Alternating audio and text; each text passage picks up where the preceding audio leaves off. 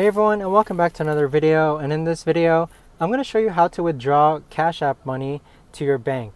Now this video is going to be short, sweet, and simple, guys. There's not going to be a lot of steps involved, and if you haven't signed up for Cash App just yet, you can use my link down below in order to sign up, and once you send your first payment you'll receive $5.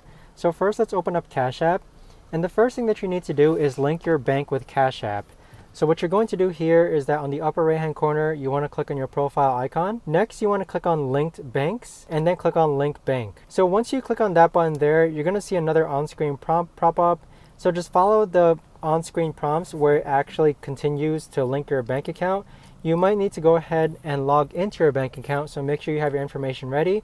And then once your bank is linked, you want to go ahead and go back, and then in the bottom left hand corner you want to click on the amount of money that you have and then click on withdraw. Once you click on withdraw, you want to enter the amount that you want to go ahead and withdraw to your bank. Click on withdraw again, click on standard, and then it's going to ask you to confirm, and then there you have it.